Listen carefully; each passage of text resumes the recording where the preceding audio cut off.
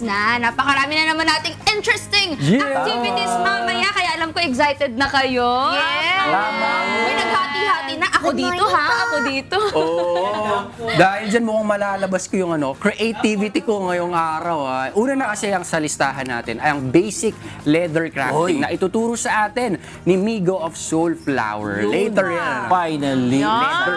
Diyan ako excited. Siyempre, susunod naman natin dyan yung napakasarap na almusal na lulutuin natin. Kasama si Chef Gian Carl Redonya. Abangan mamaya kung anong dish ang hinanda niya. At balita ko. Ayan, si Chef. At balita ko yung yung ingredient natin. Ako, very curious ako dito. Mamaya pa-explain natin kay Chef. At meron din tayong mga espesyal na mga bisitang magbabahagi ng kanilang nakaka-inspire na karanasan bilang mga miyembro ng Philippine Air Force. Ba? Air Force. Nung kailan ni-guest natin dito sa GMK, di ba? Sa Seymour, di ba? Ngayon naman Philippine Air Force. Ang galing. Interesting. Tsaka mga girls kasi sila, di Tama. ba? Yes. Nakakatuwa. Paano nila na pagtagumpayan, Yes, no? Yung later pagpasok yan, sa later. ganitong larangan. Sige. Pero, mga kasambahay, mahalaga din ang may alam. Dahil ngayon pong Rabies Awareness Month, may alaga man po tayong hayop o wala, importanteng magkaroon tayo ng kaalaman tungkol sa viral disease na rabies or rabies. Pag-uusapan natin ang mahalagang info tungkol dyan kasama si Dr. Dandy Balingao. Mamaya po yan, kaya abangan nyo yan mga kasambahay. Boy, At hindi lang yan, dahil pag-uusapan din po natin mamaya kung ano nga ba ang urinary incontinence at paano ito masusolusyonan with our favorite urologist na si Dr. Joseph Lee sa mga ihi ng ihi dyan. Baka ito na ang sagot sa mga nararamdaman nyo. Naku, parang kailangan ko ma-refresh dito sa topic ni Doc Joseph na to. Pero bago po natin sila makatsikahan may tanong muna kami sa inyo, mga kasangbahay. Ano ang pinakatumatak na payo na natanggap mo mula sa iyong nanay, lola, o female mentor? I-share nyo naman po sa amin yung kanilang mga advice sa ating Facebook at YouTube Live. Dahil mamaya po babasahin natin yan isa-isa with matching shoutout. Kaya, i-comment mo na! Additional ito, isang makabuluhang milestone ang pinagdiriwang ng Kabayan Hotel ngayong taon. Ang kanilang ika-25 anibersaryo ng pagbibigay ng tunay na Filipino hospitality in the heart of Pasay City. Mula nang magbukas ito noong 2001 bilang isang budget hotel, naging go-to place na ito ng mga biyahero, OFWs, balikbayan at pamilyang naghahanap ng komportable at abot-kayang matutuluyan sa kabaan ng EDSA. May inspiring backstory din ng hotel na ito. Noong 1992, nagdesisyon ng founder na si Widen King na magsimula muli at noong 2001 nga ay isinilang ang Kabayan Hotel na may malinaw na misyon, magbigay ng mainit at taus-pusong serbisyo na tunay na Pilipino.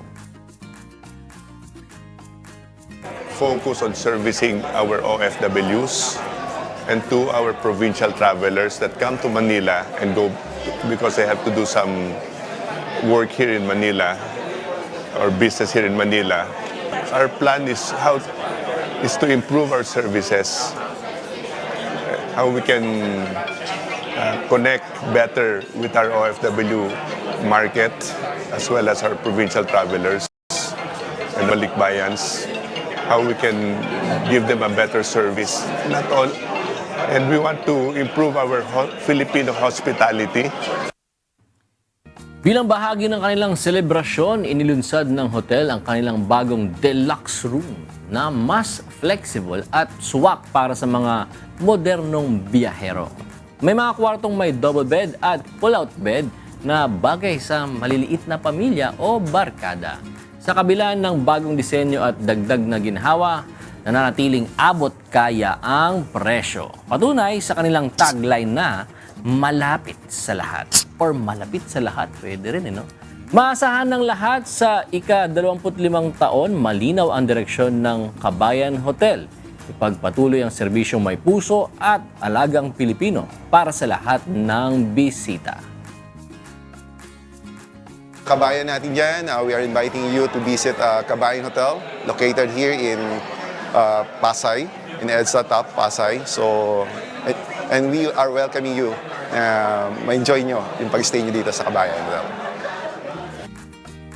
Yun, experience natin yung Filipino hospitality That's sa Kabayan right. Hotel. Ito naman po, sa atin naman pong mga kababaihan, meron kasing libreng sakay po ang Department of Transportation o on MRT 3 para po sa lahat ng kababaihan this coming Sunday, March 8, 2026. Dahil po yan sa pakikiisa nila sa celebration ng International Women's Day. Magsisimula ang free rides ng 7 a.m. to 9 a.m. at magre-resume po yan ng 5 p.m. hanggang 7 p.m. Kaya sa lahat po ng babiyahe dyan, have a safe ride sa inyo! March. Ito good news din sa ating mga mangingisda. Bukas na po ang application para sa Fisheries Scholarship Program sa Region 1. Para sa mga gustong mag-apply, sagutan lang po ang links na makikita sa kanilang Facebook page at isubmit sa bfar01_reco rds@bfar.da.gov.ph o kaya pumunta po sa selected BFAR offices. Happy learning and good luck po sa lahat ng applicants. No? Bukas na po, open na. Open. Bukas na. Oo, bukas na. Not necessarily tomorrow, pero open siya. Bukas lang. Bukas nila para ma-check nila. Yes, open. Bukas na talaga. Bukas naman mukha. Bukas o bukas? Ano oras nagbubukas? Bukas, open sila. Para naman po sa mga nag-aabang ng lagay ng panahon dito sa Metro Manila, mga kasangbahay, sobrang init na po. Dahil 24 to 32 degrees ang temperature po ngayong araw at may 10% chance lang ng pag-ulan. Kaya lagi po kayo mag-hydrate at magdala ng payong para iwas sunburn at make sure po na hindi tayo may heat stroke. Huwag niyo iwawala yung payong niyo, please. Oo. Akin na iwan Laging ko sa jeep nawawala yun eh. no? Laging nawawala eh. Sa mga Cebuano naman, 26 to 32 degrees ang temperatura. Nako, mainit-init din. Pero 10% lang naman yung chance of rain. Kaya perfect magsampay, maglaba, maglinis ng motor, sasakyan, ganyan. Hindi mauulanan. Huwag lang masyadong magpagod at magpawis para hindi kayo mahilo. Baka mamaya heat stroke na naman yan punta. Ang init. Ang Cebuano. hapdi na talaga sa balat niyan, 32 na yan. Sa bandang Davao naman, magkahalo pa rin ng init at lamig. 25 to 30 degrees ang temperatura na may 40% chance of rain. Mas mainam po na pumunta o wag na lang muna lumabas. No, pumunta pero wag na munang lumabas. Wag na muna kasi talaga kayong lumabas, mga kasambahay, no. Yun yung mga ano na lang, may mga importanteng lakad. Kayo na lang po yung lumabas muna kasi medyo delikado rin po talaga yung sobrang init. Chillax muna tayo sa bahay at manood ng Good Morning, Kuya. Makinig kayo kay teacher. At ito, sumikat na nga po ang araw kaninang 6:11 a.m. po. Kaya para sa mga mahilig magpicture ng langit dyan, ang sunset po ngayong araw ay mamayang 6:05 p.m. Ayan. Mamaya po abang-abang mag-alarm kayo para meron kayong pang post sa inyong mga social media. Pero ano bang mas gusto nyo, sunrise o sunset? Team Sunset. Sunset talaga. Kasi ang sunrise natin sa Good Morning, Morning, Kuya. Kaya yung mga natin, araw dito. Yeah. Pero yung sunrise, parang ang ganda kapag umakit ka ng bundok. Ayan. No? Hindi, Sunrise. yan. Oo, nakakita ng Mas maganda pag Sunday. Kasi pahinga walang pasok. Pahinga walang pasok ng trabaho. Pero mga kasabay, alam nyo ba na ang simpleng piraso pala ng leather ay pwedeng maging isang timeless accessory? Hindi lang ito basta craft, ito ay skill, art at paraan para gawing personal at functional ang mga bagay na ginagamit natin araw-araw. Yes, and today may mga kasama tayo na magtuturo sa atin ng basic leather crafting. Siya ay isa sa mga workshop manager and instructor from Soulflower Co. Ayan po si Mr. Migo Morales. Good morning po! Good morning, everyone. Welcome po sa Good Morning Kuya. Alright. Sige po sir, bati po kayo sa mga viewers natin. Hi, good morning. Ako po si Migo Morales.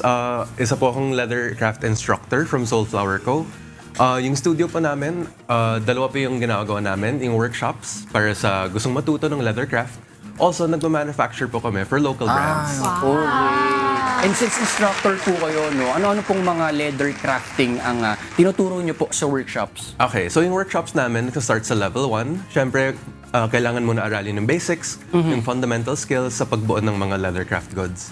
So, yung first project natin, or actual, yung project natin for today is yung Okay. simple na hand-stitched pouch. Okay. So, lahat ng tinuturo namin, hand-stitched siya. Itong dock kit, itong mini tote. Wow. Ako mismo nagtahi na to.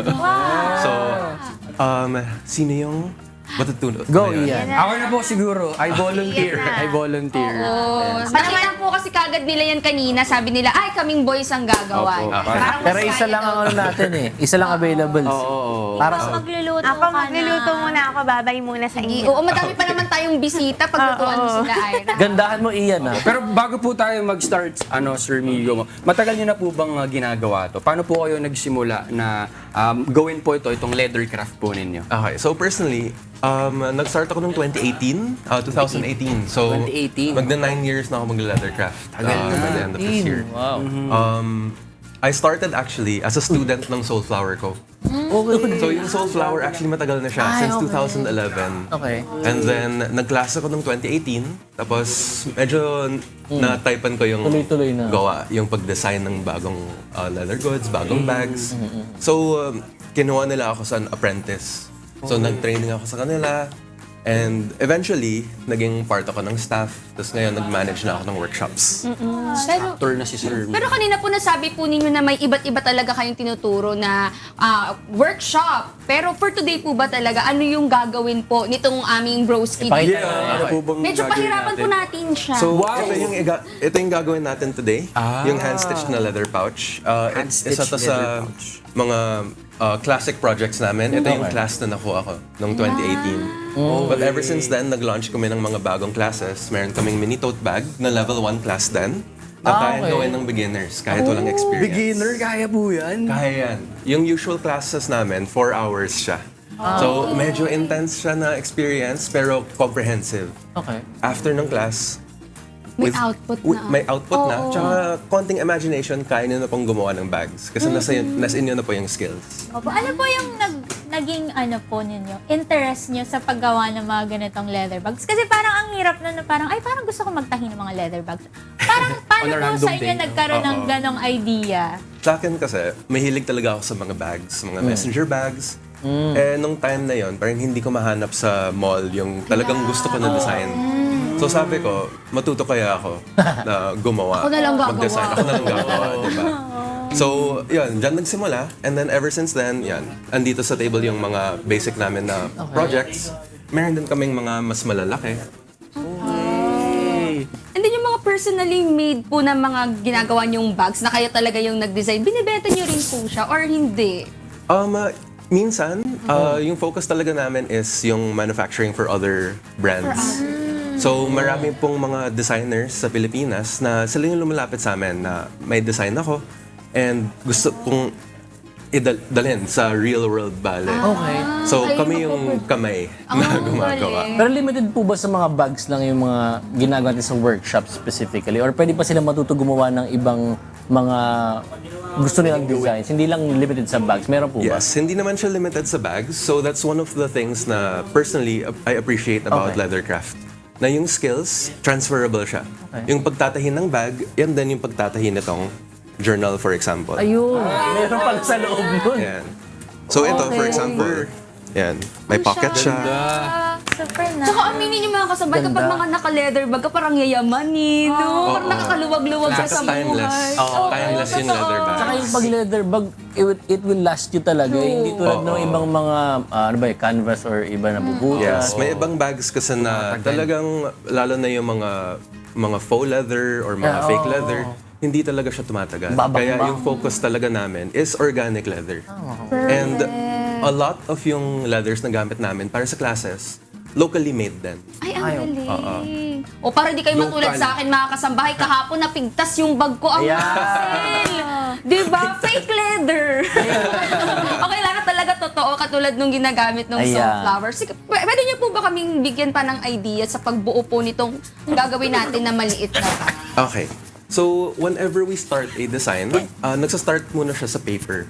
So, ito yung tinatawag natin na pattern. So, yung pattern, ito yung template natin. Kasi pag gumagawa tayo, medyo mahal kasi yung raw material natin. hindi siya yung type na pwedeng i-freestyle Kaya na. nga eh. Kailangan pa natin yung ano natin. Okay. So Pero- here, yes. Bibitinin lang po natin yung mga kasambahay natin ha. Kasi mamaya ipapakita natin talaga sa kanila kung paano to ginagawa. Kaya stay tuned lang kayo ha. Gagawin namin ito mamaya. Ipapakita namin sa inyo yung final product ng gagawin ni Ian. Stay tuned mga kasambahay. Nakakabitin ka talaga, Tini. Grabe ka. Gagawa tayo ng malaking bag. Pero punta tayo sa ating ano naman, kakainin mamaya. Kasi interesting yung ano natin, yung dish natin ngayong Tingnan natin araw. kung nagmahal na yung mga presyo ng mga bilihin kasi ang dami nangyayari lately. Hello, Diba? nakakatakot ko. Full Ano price pa hike yung lang. magmamahal? Ikaw, wala naman nag... Ay, wala. Bakit ka nagbabanggit ng ganun? Meron! Ay! Bakit mo kaya siya? Anyway, ayun na. Oh. Ayun na, sige, go Tayo, ahead. tayo na. Sige, magtrabaho ka na. Na-OP na talaga ako, hindi ko kasama yung mga friends ko. Pero syempre, mga kasangbahay, kasama niyo po uli ang inyong munting kasinera. Pero bago po tayo magluto today, check po muna natin ang mga presyo po ng ating mga pangunahing bilihin dito po sa mga palengke po sa Metro Manila. Sa bantay presyo po ng Department of Agriculture as of March 4, 2026, ito po, ang imported rice po ay nasa 36 to 65 pesos per kilo. Ang local rice po ay nasa 33 to 62 pesos per kilogram. Sa ating pong mga karne, ang baboy po ay 210 to 440 pesos per kilo. Ang per kilo naman po ng baka ay 360 to 540 pesos per kilogram. Parang pataas siya ng pataas, B. Ang whole chicken naman po ay nasa 150 to 240 pesos per kilogram. Sa atin naman pong mga isda, ang galunggong ay nasa 240 pa rin hanggang 400 pesos per kilo. Ang per kilo naman po ng tilapia ay nasa 140 to 170 pesos. Ang bangus po na medium, ang per kilo po niyan 170 to 300 pesos. Sa atin naman pong mga gulay, ang ampalaya 90 to 160 pesos per kilogram. Ang per kilo naman po ng kalabasa ay 30 to 80 pesos per kilo. Ang sitaw naman po, ang per kilo niyan ay 90 to 160 pesos. Ang talong, 40 to 100 pesos. Ang kamatis, 30 pesos na siya to 90 pesos per kilogram. Ang repolyo naman po, 45 to 100 pesos per kilo. Ang carrots, 90 to 170 pesos. Ang sayote po, 35 to 70 pesos per kilogram. Ang bell pepper naman ay 150 to 320 pesos per kilo. Ang cauliflower ay nasa 160 to 160 pesos per kilo. At ang lettuce ay 80 to 260 pesos per kilo. Sa atin po mga spices, ang bawang, ganun pa rin po, 120 to 400 pesos per kilo.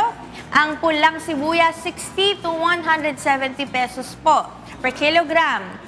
Ang puting sibuyas, 50 to 160 pesos. Ang sili, 90 to 250 pesos per kilo. At ang luya, 100 to 180 pesos per kilo. Other commodities naman po, ang refined sugar ay nasa 70 to 90 pesos per kilo. Ang washed sugar naman po, 66 to 80 pesos. Ang brown sugar naman ay 65 to 82 pesos. At ang itlog po, 6 pesos to 13 pesos po yan kada piraso. At ang mantika, per liter ay 70 to 185 pesos. So ayan, paki-take note na lang at mag-budget tayo mga kasangbahay. Medyo mahal po talaga ang mga bilihin. Pero hindi tayo magtitipid sa ingredients. So syempre kapag mahal natin yung mga ipaghahanda natin, gusto natin the best palagi. Pero eto mga kasangbahay, abangan nyo mamaya yung recipe naman na ituturo sa atin ni Chef Gian Carl. Yan, magbabalik po tayo mga kasangbahay. Ngayong National Women's Month, binibigyang pugay natin ang lakas, tapang at dedikasyon ng kababaihan sa iba't ibang larangan. Kasama nga sa mga ito ang mga kababaihang patuloy na naglilingkod at nagbibigay inspirasyon mula sa kanilang mga hamon, tagumpay at ang malasakit na dala nila sa bawat misyon. Huwag na nating patagalin pa, let's welcome Captain Iris Eugenio and Sergeant Regina Garce Morales. Good morning. Alam sila. Opo, mula po sila sa tumakbong himpapawid ng Pilipinas o Philippine Air Force. Yun. Ang cool. Mabati po kayo sa Captain ating and pong Sergeant. mga viewers. Hello po, magandang umaga po sa inyong lahat. Magandang Captain umaga Iris. din po sa lahat po na nanonood sa atin ngayon. Opo. Nung narinig ko pa lang yung Air Force, parang wow, grabe na. Pero pwede niyo po bang i-share sa amin ano po ba yung ginagawa ninyo dito sa inyong trabaho para po magkaroon ng idea yung atin pong mga kasangbahan? Tama. Okay po. Unang-una po, I would like to introduce myself po. Ako po si Captain Iris Q. Eugenio po ng Philippine Air Force. Isa po akong aircraft maintenance officer Wow. kung saan ang trabaho po namin is to ensure na yung aircraft po natin ay safe, properly maintained, and also mission ready. Yun po. Si Sergeant po, ano naman po yung ating mga... I'm Sergeant Regina Grace Morales po. Aircraft mechanic po or crew chief ng mga aircraft po sa F-Fighter Wing. Ang responsibility ko naman po is siguraduhin na safe na yung mga pilots and yung aircraft na makabalik sa every mission na gagawin nila. Nice. Talagang ang hirap nung ganyang trabaho. Kaya mo kasi ba yun? Hindi, kaya nga nandito ako. Oo, tama. Hindi ko kaya yung Tama, gano'n, di ba? tama. Pero ano po yung nag-udyok sa inyo na pumasok po sa larangan na to na talaga naman alam natin, di ba, traditionally, dominated ng mga lalaki itong ganitong klase ng trabaho. Ano po yung nagbigay sa inyo ng inspirasyon o ng motivation na pasukin din po yung ganitong larangan? Opo, honestly po, ako po, when I was a child, hindi ko po talaga akalain na I will enter the military service. Pero nung graduate po ako ng college, doon ko nakita yung mga sundalo, mga men and women in uniform. Nakita ko sa kanila yung disiplina. So, doon po nag-start yung curiosity ko na I also want to wear that uniform. Po. Gusto ko din maging pareha sa kanila. And then, nagkaroon po ng opportunity, yun po, nag-start na po lahat doon. Related po ba yung undergrad course ninyo sa pagiging aircraft mechanic? Actually po, hindi po related po. I am a graduate of Bachelor of Science in Nursing. So, kung sa nursing po ang inaalagaan po natin mga pasyente, ngayon naman ang inaalagaan ko yung mga aircraft. Yun po. Pero si Para sa Sergeant din. kapakanan ng mga Oo, ganun pa rin. sasakyan. Oo. Kasi Sergeant po, ano po bang inyong naging inspirasyon naman? For me po kasi, since nung bata pa po ako, mahilig na ako sa mga mechanics, mga technical, So, nakikita ko kasi, although malapit lang din kami sa base. So, parang na-inspire ako na one day na pag lumaki ako, gusto ko rin na maging Aircraft mechanic. aircraft mechanic. Pero yung undergrad din po ba niyo, yung inaral ninyo nung college, ano rin po, malapit din po sa work ninyo ngayon? Somehow related din po siya kasi sa aviation din kasi yung naging Okay. ko nung college. Nice. Aviation. Pero ano po yung naging, para po sa ating mga sa captain and sergeant, ano po yung naging challenges ninyo? Kasi nga, sabi natin kayo na, predominantly, parang puro lalaki usually yung nagiging mekaniko dati ng aeroplano. Pero ngayon, may mga babae na tayong nagtatrabaho as aircraft mechanic. Ano po yung naging challenge nyo sa inyong trabaho? Siguro po yung pinaka-challenge, sir, is yung expectation po nila na kaya dapat dapat pantayan mo yung mga lalaki, yung mga ginagawa ng mga lalaki. Pero it's not the case po sa Philippine Air Force kasi hindi po nila tinitingnan yung gender Yes. ng sundalo. Ang tinitingnan po nila is yung capability po natin. Yeah, Tama. the skills. So, yun po. Kayo po, Sergeant. Ano po yung naging hamon sa inyo?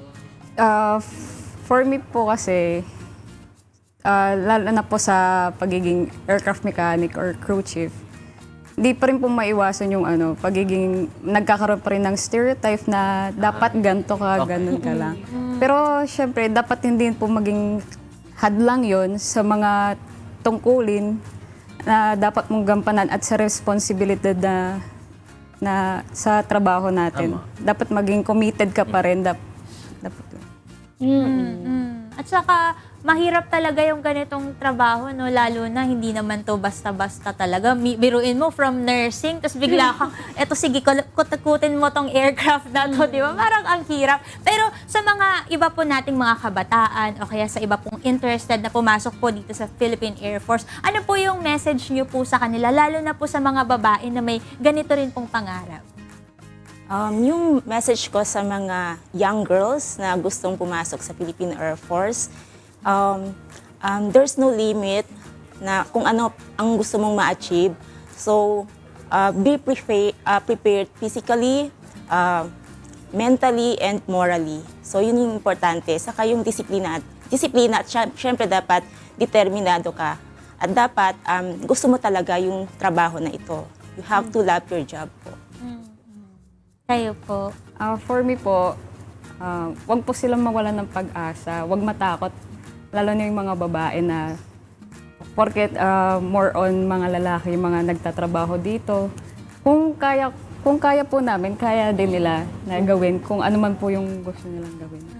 Very inspirational. Tama. Oo, kahit tayo na-inspire, di ba? Na kaya rin ng babae, no? Basta pag nakita rin natin yung pagustuhan natin na gawin yung isang trabaho. Kagaya ng ating captain and sergeant na naririto ngayon. Kaya maraming salamat po for spending your morning with us, Captain Iris Eugenio, and sa ating pong Sergeant Regina Grace Morales mula po sa Philippine Air Force. Maraming salamat po syempre sa inyong serbisyo at sa pagiging inspirasyon sa mga kababaihan sa ating pong bansa. Mabuhay po kayo!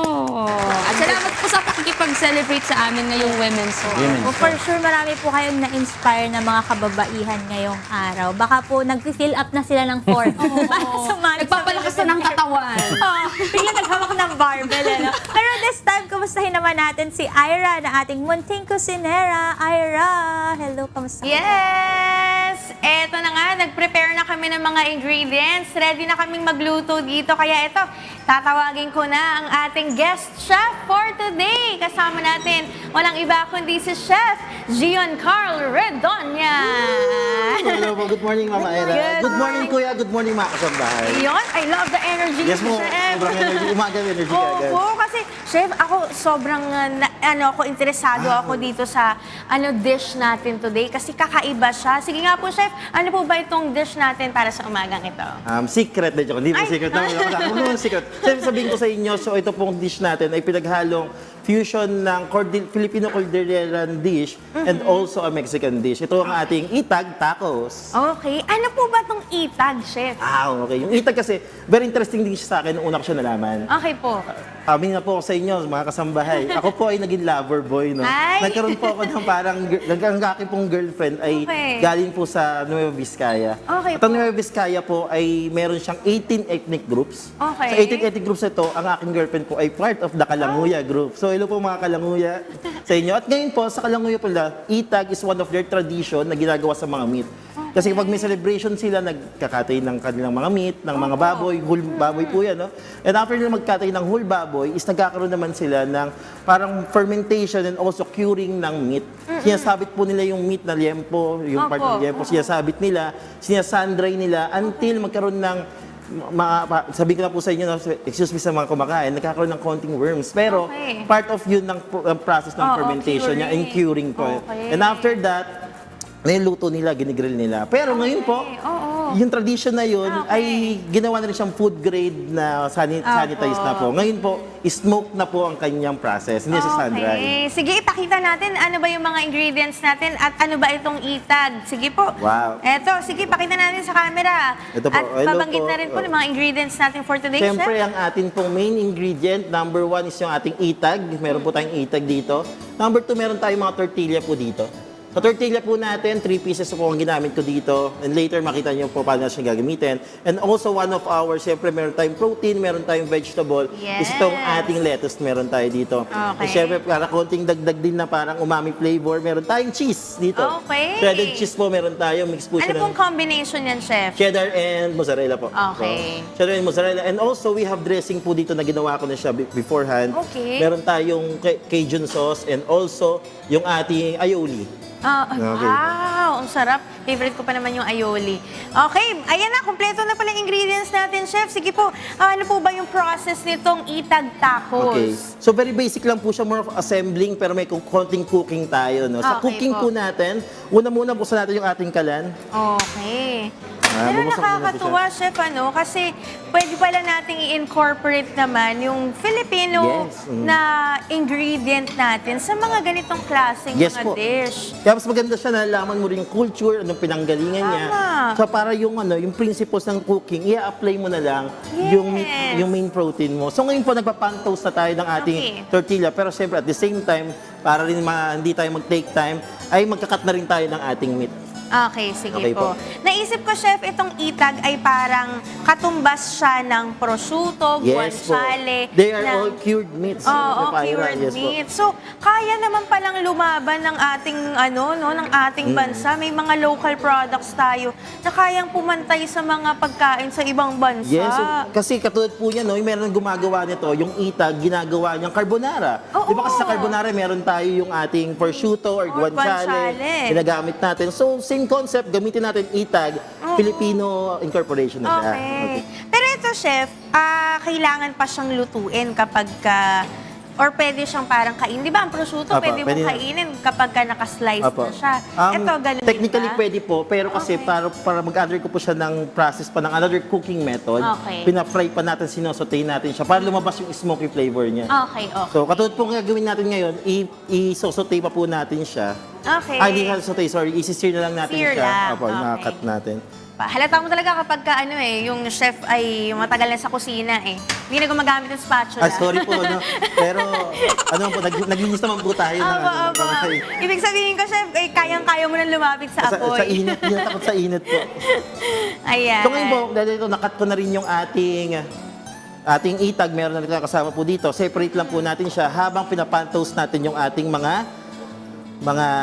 tortilla. Yes. Pero chef, gano'n na po kayo katagal po sa pagluluto po? Sa bilang pagluluto isang po, kusinero? ma'am, I graduated culinary po. So doon ko sisimulan yung industry or career ko sa Apo. pag-graduate ko ng culinary 2017. So, kumpitin po natin mga 2 years, joke lang. Mga ano naman na 8 years na rin po or 9 years na siya. Opo. Pero dati po, kayo po Before. ay nahilig na ba kayong magluto talaga? So, totoo po, hindi ako sobrang hilig na magluto. Naging ano po siya, na-inspire lang ako sa mother ko po. Kasi yung mother ko talagang nasa food business siya. Kapag gumagawa siya ng something na niluto niya, nanonood lamang ako. Tapos utusan pa ako, bumili ka ng ganito. Naging doon naman marketer ako. nagsisimula yun Yes nga po. Tapos after nun, sabi ko, bakit nung nakagraduate ako ng culinary, time naman para mag-combine ng ng parang theoretical tapos sa kanya experience. Kaya may business kami na nagawa na po namin. Ay, ano po ang business niyo, chef? Meron kaming catering service before, pero ngayon po kasi I focus on consultancy na po. Opo. So ngayon meron kaming delicacy. Dito po sa delicacy, we're making recipes easier to do and easier to understand. Okay. So, chef, ano po yung best memory nyo naman sa pagluluto? Kung may ma-share po kayo. Sa pagluluto kasi, tingin ko po na memories are made because of purpose. So ngayon po, nakita ko po kasi, nagkaroon ako ng purpose sa Marilao, Bulacan. Pumunta po ako doon. We have yung mga solo parents na tinuruan ko po sa gumawa ng Marilao Longganisa na ngayon po sustainable project na siya. And doon ko po sabi ko, pagluluto, pag ginawa mo with your purpose, mas malaking impact in the world yung mga gawa natin. Ngayon po, dagdag pagkakakitaan ng mga solo parents. That's Project Habina po. Ang galing! Nakakatuwa! Sobrang nakaka-inspire at syempre, dito natin mapapakita yung lagi nga nating sinasabi na yung pagluluto, sinasamahan natin ng pag-ibig. At Yes ito, po. dito na-incorporate ni Chef yung love niya for cooking. And of course, yung pag-ibig niya rin sa kapwa. Yes po. Nakakatawa rin po. Di man siya yung parang, sabihin ko sa inyo na parang naging bread and butter ko yung pagtulong Opo. ngayon. Pero that's my inspiration para mas mag-strive sa buhay. Kasi natutuwa po ako pag there, you have an impact sa world. Tama, tama. Ang galing. Super nice, Chef. Thank you very much po, Nakaka-inspire Chef Ira. yan para sa umagang ito. Pero Opo. ano na po ba yung next step natin, Chef? Dahil po na-pantoast na natin yung Chef Ira, yung ating mga tortilla. Next is ilagay na po natin yung ating mga vegetable, yung ating lettuce. So let us Okay. put the lettuce here. Oh, wow. wordplay. Si Chef ay napakarami niyang baon for today. Opo, may baon pa akong longganisa. Ay, wala. Akala ko bubulutin mo talaga, Chef eh. So ngayon po, lagyan ko na yung lettuce. Ngayon na po, is meron na po tayong itag na sinutay na po natin kanina. Okay. Kasutay na po ito. Okay. Nalagay na po natin yung itag. Oo. Minimal lang po yung ating itag kasi Maalat ba siya, chef? medyo maalat. Depende po sa gawa, no? At the end of the day, sa gawa pa rin. Pero ito pong itong ginawa po natin. Kaya sinutay ko pa siya para lumabas yung mismong alat pa niya. Okay, tama, So para tama. kasi direct, Ma-activate yung flavor. yes po, no? and yung smoky flavor niya lumabas. Kasi po, direct natin siya kakainin. Hindi natin Oo siya ginawa nga. pang gisa. Kaya pinalabas na natin yung kanyang lasa. Lasa. Ayan po, Okay. after the itag, medyo minimal lang po. No? Sa inyo na po kung dadagdagan natin or hindi. Pero minimal lang po inilagay ko kasi very flavorful na po Oo siya. po, tama. Para di masyadong Ma-overpower. Yes po, Oo. Chef Ira. Very good. Ayun. Nagka-grading pa tayo. So ngayon po, itong itag natin, nalagay na po natin, Chef Ira. Opo. Natawa ako, Chef Ira. So ngayon po, nalagay na po natin yung ating cheese. Ayun po. Oh, may Okay. cheese tayo. Pero kasi wala ko na lang torch po eh. Parang kaya na ni chef dito kahit wala. Di, kailangan ko po kayo, Chef. Para pag nagkamali po, kayo po gagawa. Di, joke lang. Ay, yun na, nagkamali-mali na. Diba, Chef Ira, nalagay ko na po yung cheese. Apo. Then yung ginawa ko pong dressing, pakita ko lang po sa ating Okay. mga kasambahay. We have two kinds of dressing. Itong Okay. Cajun sauce. So pinaghalo ko lang po yung ating, dito lang po na parang mayonnaise, cayenne pepper, and yung ating chilies lang po. Meron tayo dito. So, Eh, di- medyo may spice may no? spice na po ito. Okay. And next one is itong ating aioli, mayonnaise and garlic lamang po. Okay po. So ngayon po, lagyan natin yung garlic, Ayan. yung ating aioli. So straight lang man po siya, no? Ganun. Parang one way lang po. Ilalagyan natin ng para magkaroon ng itsurang maganda rin po is yung color combination, contrast ng color, lagyan natin ng ating ginawang Cajun sauce. Iyon. Yan na po ang ating final Ang product. galing! Pero chef, kanina po nabanggit niyo po sa akin na kayo ay na-inspire din sa inyo pong mami. May Yes po. matatanong lang po ako sa inyo, ano po ba yung pinakatumatak na payo po na natanggap niyo mula sa inyong nanay o kaya lola or kahit na sinong female mentor po? No, okay. Yung mother ko po kasi talaga, she is my inspiration. My mother is a solo parent. Pinalaki niya po kami mag-isa magkakapatid. Bunso po ako, 4 kami. And yung mother ko po, nagtumayong parang father and mother na po namin. And kaya doon din po yung sabi kong Project Habi na kanina. That's my inspiration. Kaya naging solo parents po yung aking... Kasi pag nagawa po yung project na yun, parang naging immortalized na po yung mother ko. Kasi parang lagi ko siya maalala kapag project. Pwede bang umiyak ngayon? Pwede ba? So mama, hello po. Thank you very much. Ayun, pero salamat, Chef, for Apo, thank sharing you very po your much po. story and of Salamat. course, sharing this recipe. Apo. Sige, pakita natin to sa ating mga kasangbahay. So, dalawa naman siya, dalawa. Ayan, dalawa. Dalawa. Tag-isa tayo. Ayan po. Ito na po, mga kasangbahay, ang Itag Tacos by Chef Gion Carl. Yay! dalawa po Ayun po, yan. doon sa kabila. Ayan.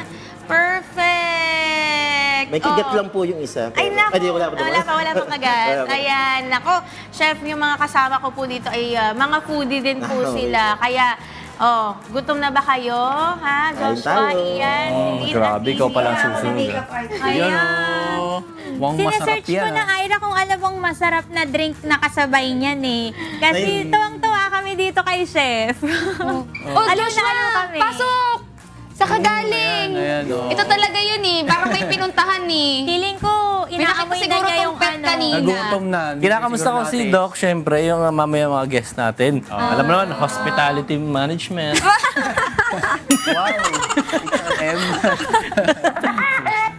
Oh, eto na.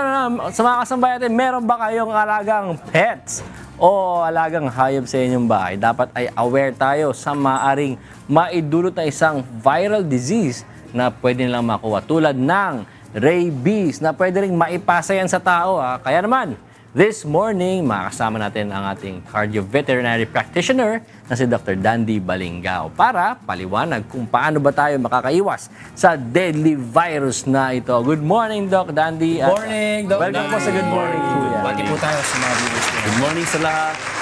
Good morning po. Good morning po. Kaya na nga, napag-usapan nga po natin, nabanggit ni Joshua yung about po sa pets. Doc Dandy, ano po ba yung mga hayop na may rabies? Lahat ba? Lahat po ba? Or meron po bang mga certain lang? Ano po bang dapat natin Common malaman kasi about sa po dito? alam natin, yung aso po, Doc Dandy. Okay, so medyo ulitin lang natin para sa kaalaman ng lahat. Ang rabies kasi isa siyang viral disease na para siyang, ang tawag doon is zoonotic. Yung ibig sabihin ng zoonotic kasi is para siyang transferable from pets to humans and Okay. pets to pets. Yun siya. So, tatamaan nito yung brain and spinal cord. So, ang mga pwedeng magkaroon nito ay lahat ng mga mammals na may mga balahibo. Lahat ng animals. mammals. Yun. So, pero ang pinaka-common kasi lalo na dito sa atin is nandyan ang aso at pusa. Yeah. Tapos pwede rin ang mga paniki.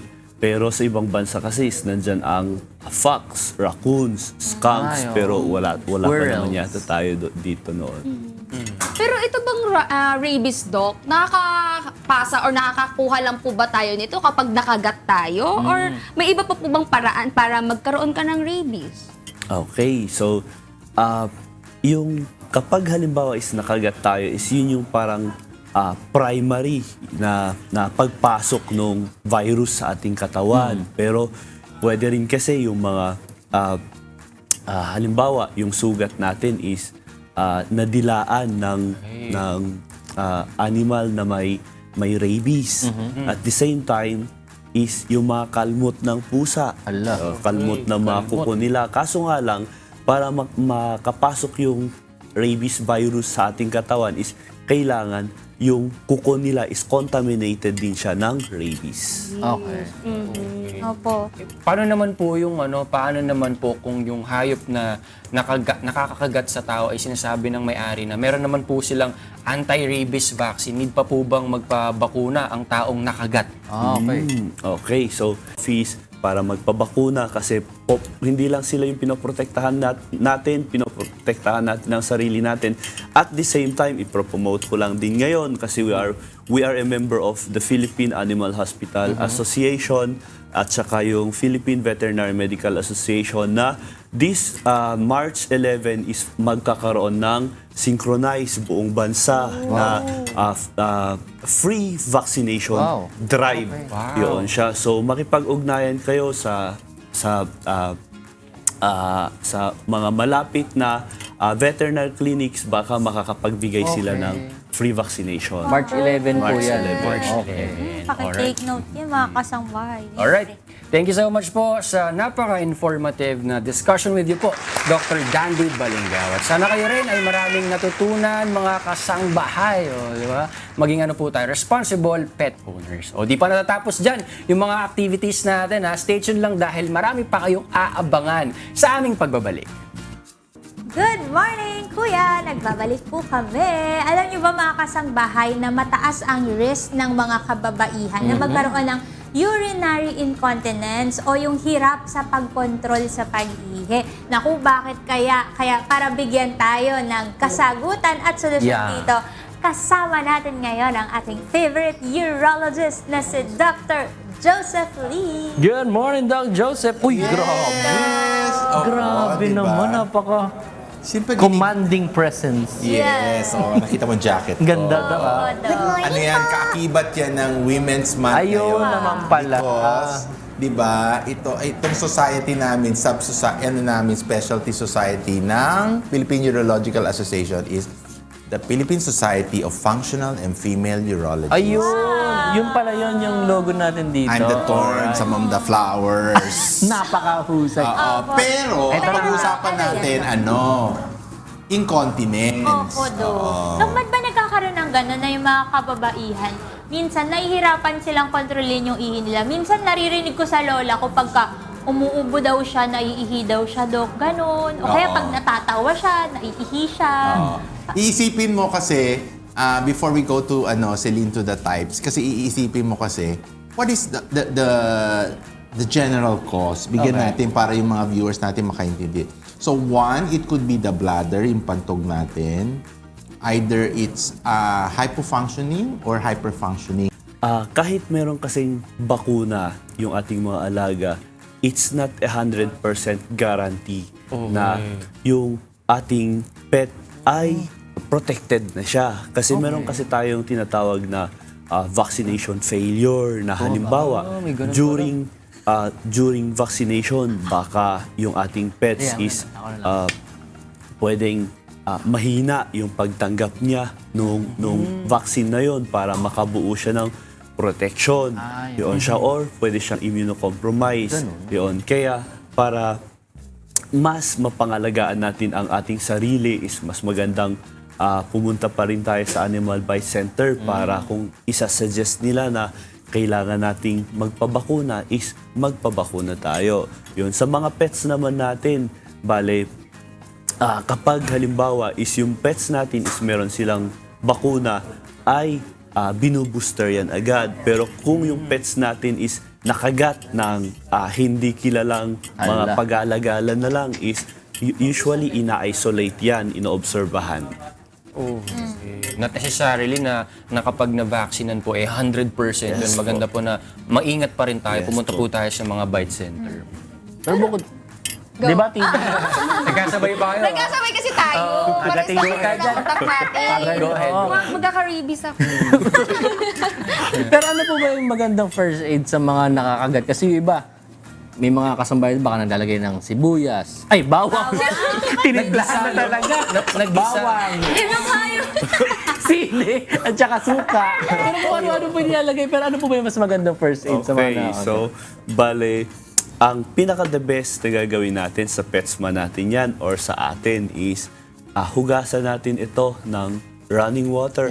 Tapos, pwede naman tayong magsabon. Kaso nga lang, wag natin itong i-rub kasi kapag nirarab kasi natin siya, mas na-stimulate yung pagpasok ng rabies. Yun, kumbaga, pag-ikot ng rabies papunta sa through the nerves at saka sa blood vessels papunta sa utak. Yun siya. So, at the same time, is pwede naman natin siyang hugasan ng lukewarm water, ng betadine, hugasan natin siya. Pero, pwede din natin siyang lagyan ng bandage. Para ang purpose kasi ng bandage is pag halimbawa dugo siya ng dugo para hindi maubusan ng dugo. And eventually, ang pinaka-the best na gagawin is immediate dalhin sa Animal Bite Center pa rin. Diretso na. Pero Doc, katulad ng sinabi yun, nadala naman agad siya sa Animal Bite Center. Bawa, yung isang tao, nakapagpabakuna naman siya, Doc. Kaso hindi lang po yung isang beses, Doc, di ba? May mga susunod pa siya na mga dose. Sabi niya naman, ay, di naman ako, hindi naman lumabas yung sintomas ng rabies sa akin. Hindi na ako babalik dun sa susunod ko na dose dapat. Okay lang po ba yun, Doc? Kailangan pa rin na kompletohin natin yung advice ng ating mga medical specialist. Kasi kapag halimbawa is hindi natin, dahil sa pagtitipid natin is kapag hindi natin nakompleto yung mga series of vaccinations of protection na yon is pwede pa rin magkaroon or mabuo yung virus sa ating katawan at magkaroon tayo ng infection. Dok, paano naman po yung nangyayari kapag po end stage na po ng epekto ng rabies? Ano po yung maaaring maidulot po nito sa mga hayop at sa mga tao? Okay, so katulad ng mga napapanood natin sa mga tao, which is same lang din sa mga hayop. Bale, pwede silang mag-lockjaw or pwedeng mag-seizure, pwede silang maglaway, pwede din silang parang mauulol. Yun siya. Then, eventually, ang pinaka-worst scenario dyan is yung pwede nilang ikamatay. Ayun, lastly na lang po siguro, Doc Dandy Balingao, mensahe po sa mga viewers natin about rabies awareness. Sa mga tagapanood natin, bale, be a responsible pet ownership kasi kapag aalagaan kasi natin ang ating mga pets, is naalagaan din natin ang sarili natin at the same time, ang community natin, ang buong Pilipinas, buong world. Yun, the universe rather. The universe rather. So, bale, ngayong, since ang rabies vaccination kasi is program yan ng government, so bale, libre yan. Kailangan nating pumunta sa mga barangay or sa municipal or city veterinary office. Diba? Medyo active siya or hindi siya active. Second, it could be the detrusor muscles. Yung muscles mismo ng sphincter that controls the passage or the opening during the process of micturition, ang pag-ihi, yung voiding. Diba? Pwedeng yon. Then, thirdly, it could be secondary to CNS. Yung ano natin, the nerves that stimulates the positive impulse to the bladder.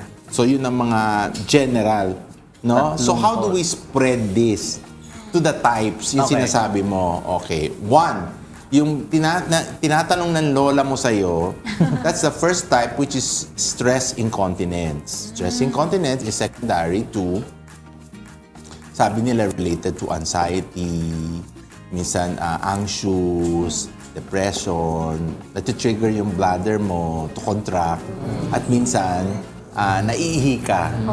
The feeling or the sense of urinating, diba? Because this is part and parcel of CNS, diba? So, naiisip mo parang ganun na, kinakabahan ka, ganun. So, stress. So, Okay. this is part and parcel na physiologic in nature, diba? So, pag naalis mo yung mga external factor, baka mabilis ma-recover.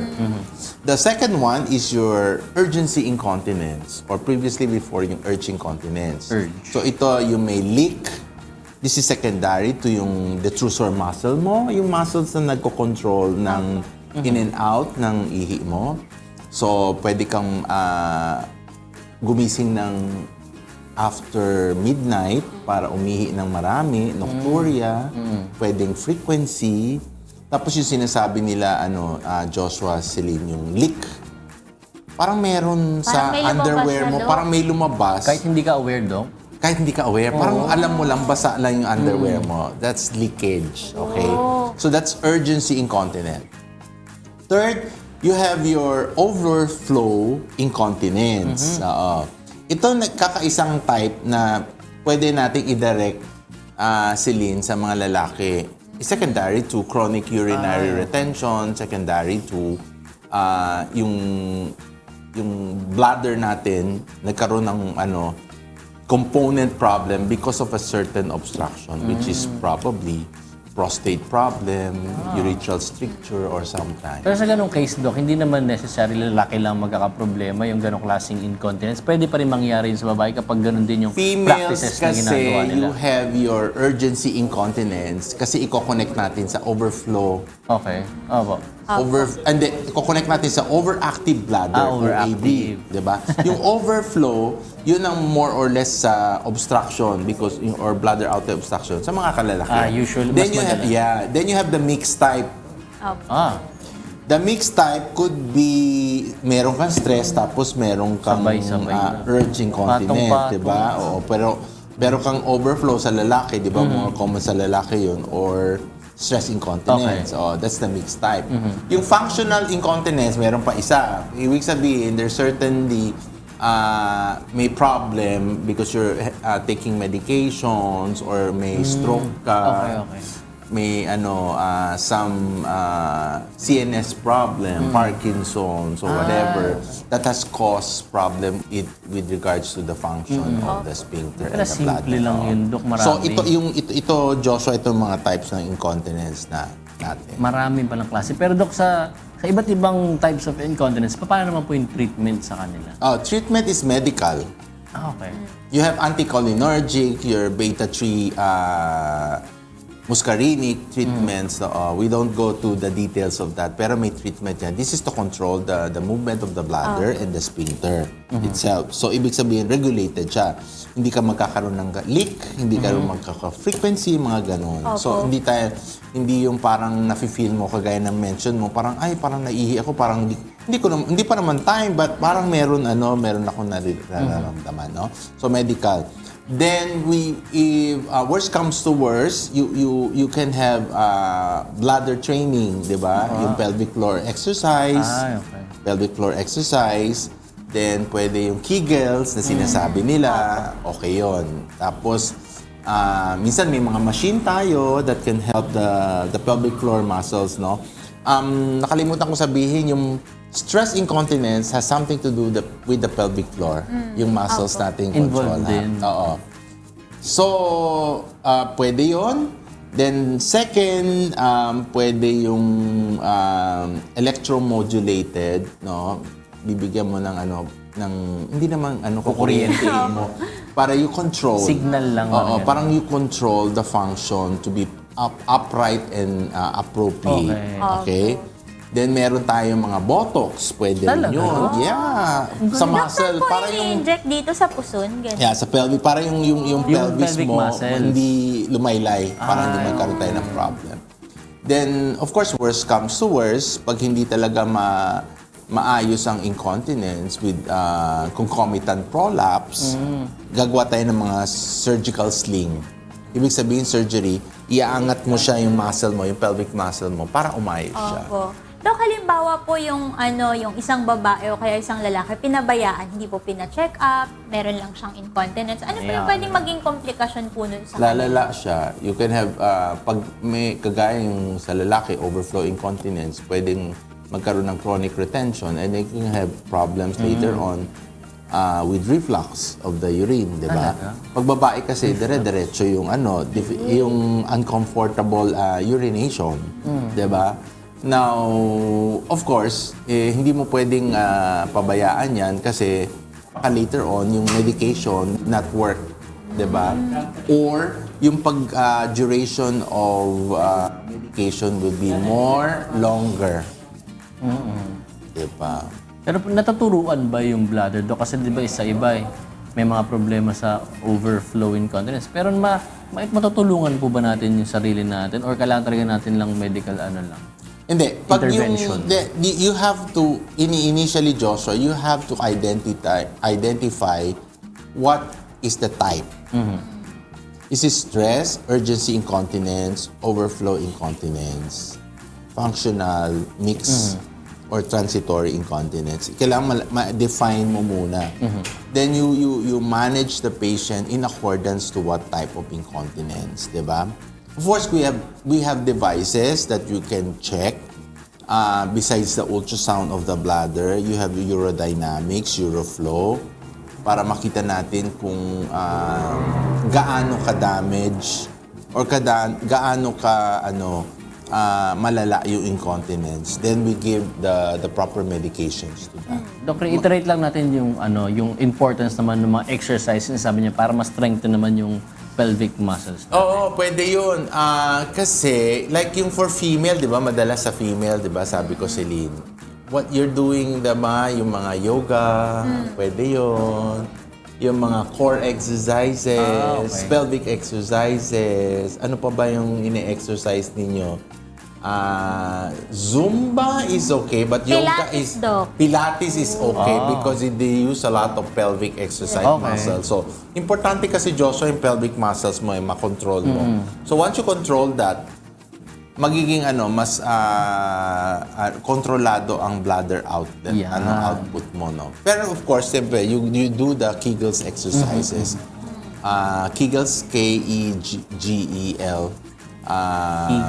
Exercise which you will be taught to do para makontrol mo yung pelvic muscles mo. Naku, Dok, halimbawa, Dok, gusto ko na magpa-check up kasi nakakaramdam ako ng incontinence. Saan po namin kayo pwedeng puntahan? Oo, mga specialists, okay. Yeah. You can go to a urologist, okay. Kung nahihiya kayo, if you're females, we have female urologists, diba, that can check you. But of course, for those who have overflow incontinence, like lalaki, di ba, Joshua, you can have the male urologist. But the mix na naman, pwede naman kami tumingin na male and female. Kasi di ba, preference rin ng babae, di ba, parang So, wag kayo So, urologist. So, yun ang May iba kasi pumupunta sa urogyne. Merong urogyne. May tawag yung urogyne, pwede rin tumingin. But of course, sometimes kasi, mas malawak ang aming overview with regards to continence. So, at the end of the day, they might refer the patient Ganun to pa rin. us. Euro pa rin pupuntahan. Yun ang natin, Tapos, ano pa ba?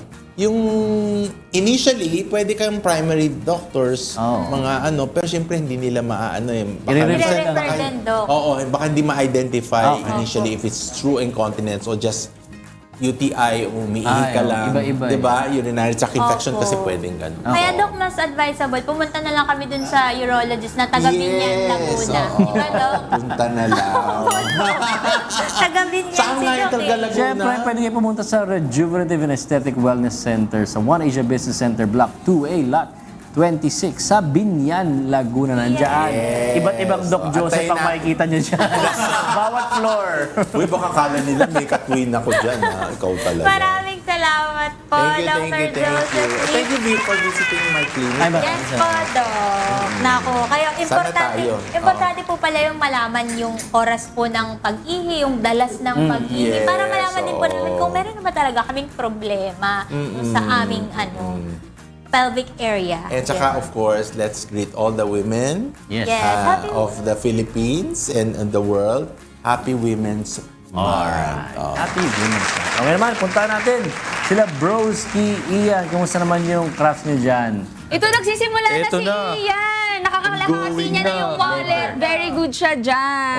Oh, pero ayun, ito na nga po, ito pong ginagawa po natin, explain lang din po natin kung paano natin tinatahi. Yes. Okay. Explain lang po natin, Sir Migo. So, Sige po. yung tahi na ginagawa natin, itong tinatawag na saddle stitch. So, yung saddle stitch is yung traditional method of hand stitching leather goods. So, ito din yung technique nila sa Italy, sa Spain, yung mga talagang may heritage na And basically, yung ginagawa natin is meron tayong dalawang karayong. And kumpara sa machine stitch, kung saan nag-interlock yung thread, dito nag-interweave siya. So, pumapasok siya sa Parang cross-stitch mga po, butas. no? Parang siyang cross-stitch or running stitch na dalawa ng sabay. Oo. So, Pero pwede yes. po siya gawing business din, no? Definitely, pwede siyang gawing business. Kung matututunan po natin, Ian, may dagdag ka na namang kaalaman. Pwede ka nang mag-start ng business Tsaka mo about dyan. pwede, friendly po siya sa mga beginners. Kasi ito, ginagawa ko, tinatahi ko lang. Pero yung mga, Nagkukwenta lang iba tayo. po, yung mga iba po bang ginagawa dito bukod sa stitching? Paano po yung ginagawa sa mga buttons naman? Paano po bang ginagawa So dyan? sa buttons, meron din tayong special tools, yung panguko or setters para pang-attach. So ito, pinupukpok lang talaga. Depende po sa size ng hardware, kung anong klaseng hardware. So, yung pag-attach ng buttons dito, same lang yung concept niya sa pag-attach ng mga remache or rivets dito. So, very, itong toolkit na to, pag meron ka nito, pwede ka nang gumawa ng bags, pwede ka nang gumawa ng wallet. Actually, medyo konti lang talaga yung tools na kailangan. Siyempre, may mas extensive na collection ng tools. Pero yun yung pang-advanced, medyo specific na. Kung ganito lang po yung mga gagawin, kahit yung mga simple lang muna na mga Simpleng tools tools, lang. yun lang po Kayang-kaya. yung kailangan. Oo. Opo. Para po dun sa mga nanonood sa atin na gusto pong sumali or matuto rin po nitong natututunan ni Ian ngayon na ayaw na akong pansinin. Kasi Oo nga, nag-enjoy na ako. Oo. Saan po ba kayo saan po ba pwede makapag-sign up or makakuha po ng schedule para makapag-workshop yung ating pong mga kasambahay? Yes. So, yung studio namin is Soulflower Co. May website po kami sa soulflower.co. And meron din po kaming Facebook tsaka Instagram. Kung gusto niyo po mag-inquire kung paano matuto. Ayun. Ito po, Sir Migo, natapos ko na. Paano ba tatapusin ito? Okay. Natapos So, ko na yung stitching part. Ayan. So, pag abot natin sa dulo, yung gagawin natin is what we call a backstitch.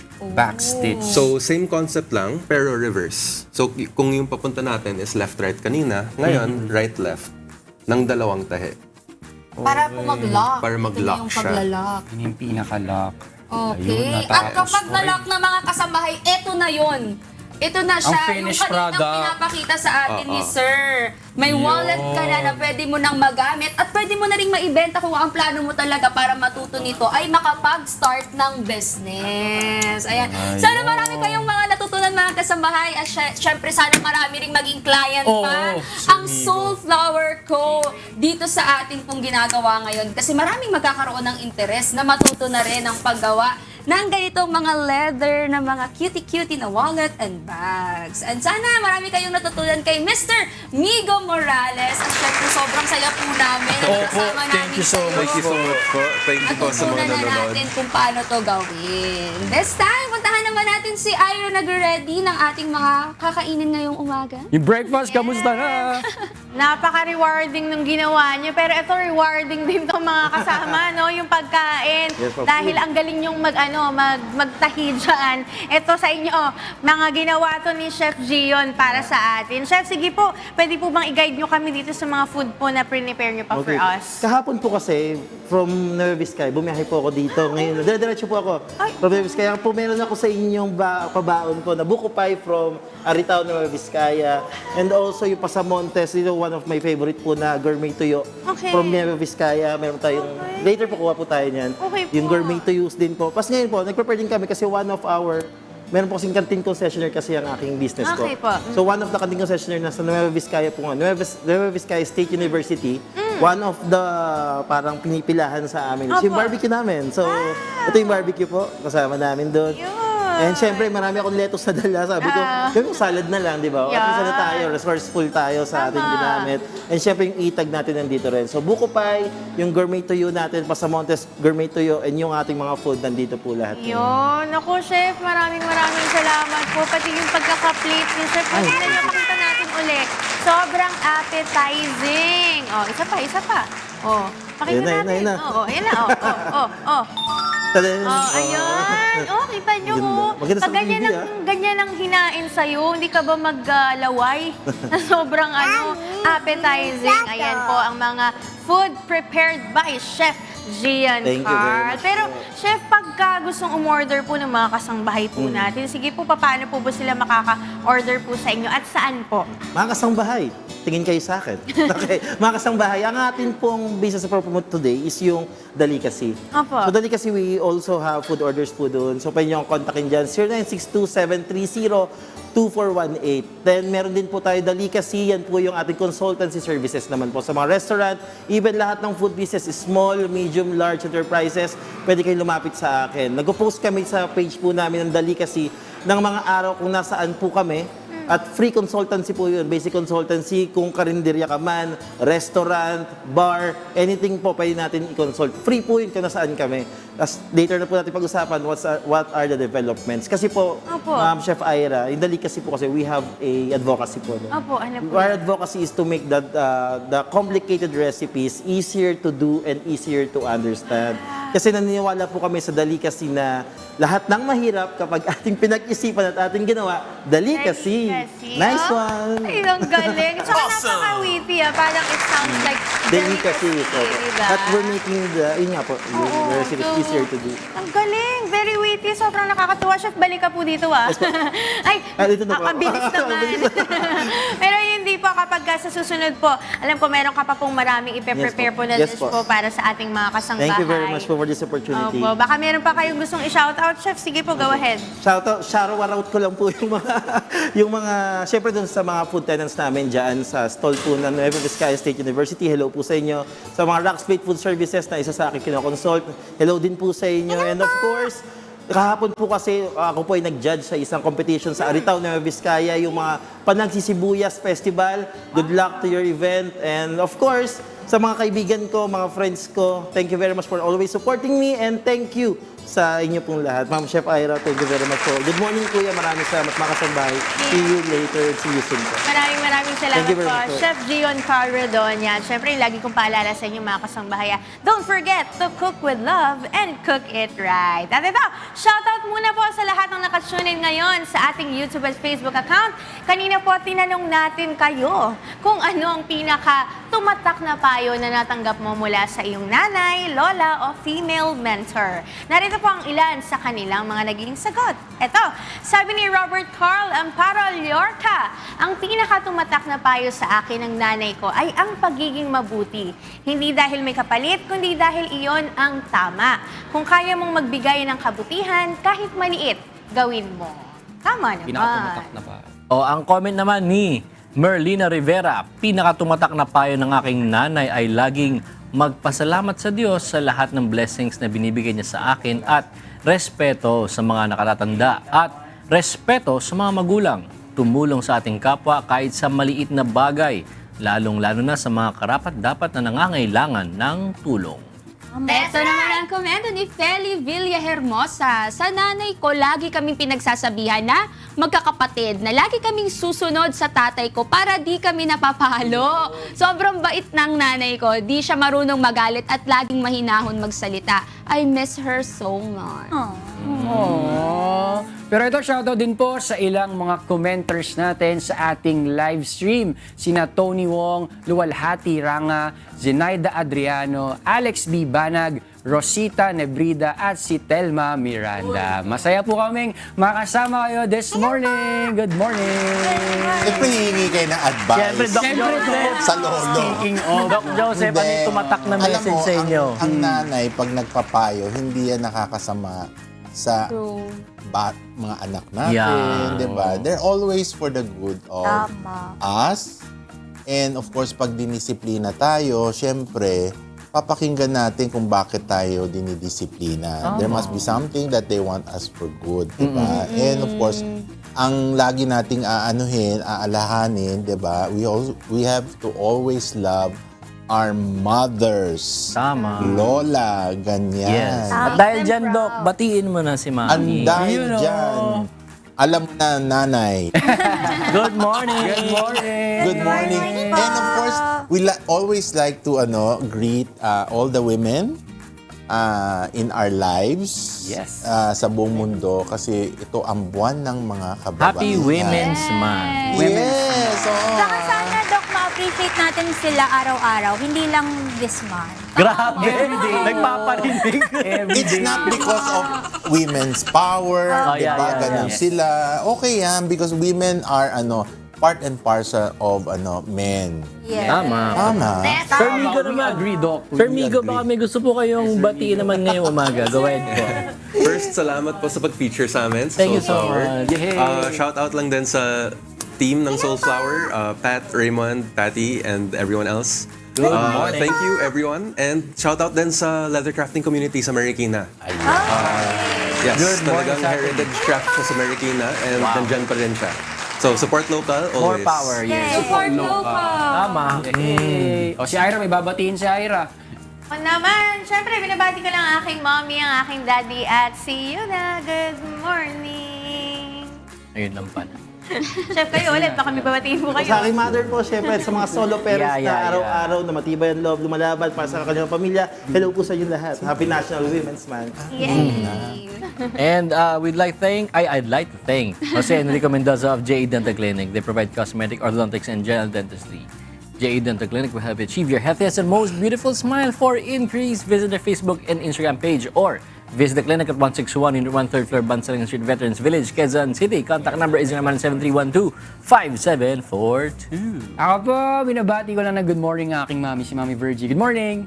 Bilis. Good morning, Ben. We would like to thank Lindeson Gas Corporation, your partner for all industrial and special gases needs. Their other products include regulators, welding and cutting outfit, centralized supply and manifold system, and pipeline installation. For inquiries, please contact them at 8824-0867 and 8824-9360. At syempre, binabati ko din ang aking Mamsi. Good morning. Good morning, Mamsi! Good morning po. O, sana ay nag-enjoy at marami kayong natutunan sa ating episode ngayong araw. Bukas, magkita kaya tayo muli sa ating bagong time slot na 6:30 in the morning. At sabayan nyo kaming bumati ng Good morning, Kuya! Okay,